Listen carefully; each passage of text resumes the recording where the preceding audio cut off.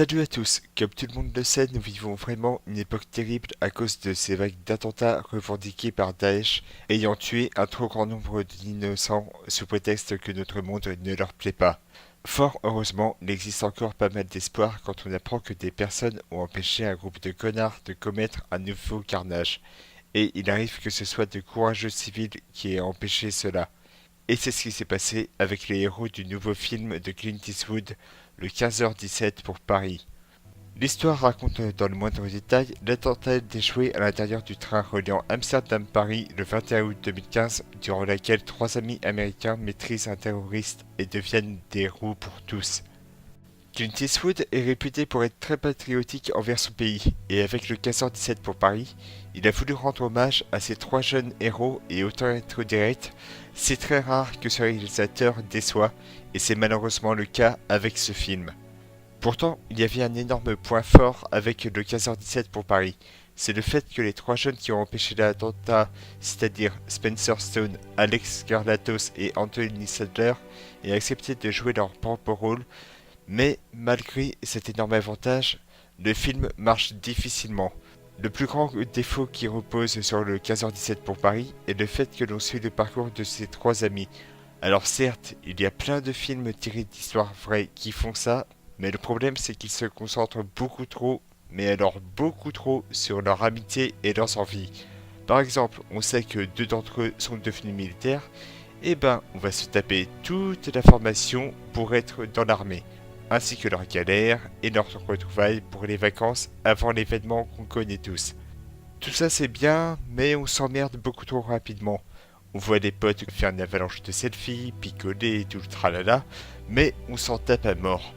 On est venu voir ce qui s'est passé le 21 août 2015, pas juste voir un trio raconter ce qu'ils foutent en Italie ou aux Pays-Bas. C'est ça le défaut de ce film, il est rempli de longueur, et c'est bien trop gentil de raconter ce qu'ils ont fait, mais honnêtement, une bonne vingtaine de minutes aurait largement suffi, pas la moitié du film. Le film dure 1h37 et on se tape facilement 1h10 de vacances entre potes. C'est chiant, hein? Au final, on a le droit à tout juste 2 minutes de scène de l'attaque dans le train. Cette dernière est impeccable, mais c'est rageant de voir que ce soit tellement court après toutes ces scènes de camaraderie qui font traîner la savate. Malgré que les longueurs occupent une grande partie du film, la mise en scène est vraiment pas mal du tout, et pour les héros de l'attaque qui ont joué leur propre rôle, ça doit être fort pour eux de jouer ce qu'ils ont fait ce jour-là. De plus, ils sont complètement crédibles et se préoccupent même pas des caméras qui les filment. En conclusion, et malgré que c'était clairement une de mes attentes de cette année, le 15h17 pour Paris est un film très moyen. Malgré un trio d'acteurs très crédibles et une mise en scène correcte, l'accumulation de longueur rend ce film peu divertissant malgré l'hommage que souhaitait rendre Clint Eastwood envers les trois amis. Ayant offert deux autres biopics avant, à savoir American Sniper et Sully, Clint Eastwood s'est beaucoup trop concentré sur la forte amitié envers le trio du train Thalys plutôt que sur l'attaque en question, et c'est dommage.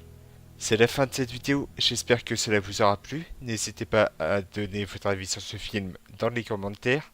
Vous pouvez suivre l'actu de la chaîne sur Facebook, le lien est comme d'hab en description, et je vous dis à bientôt pour d'autres vidéos. À la prochaine les gens.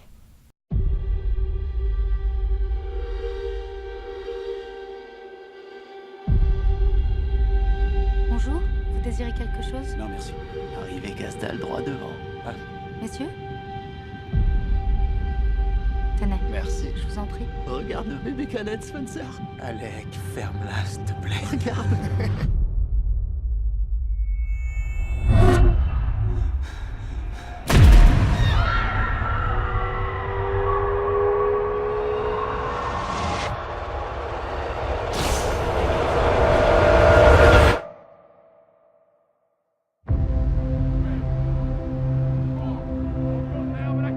Une fois que vous commencez à découvrir qui vous êtes, vous vous rendez compte que ça vous donne le plein contrôle de votre vie.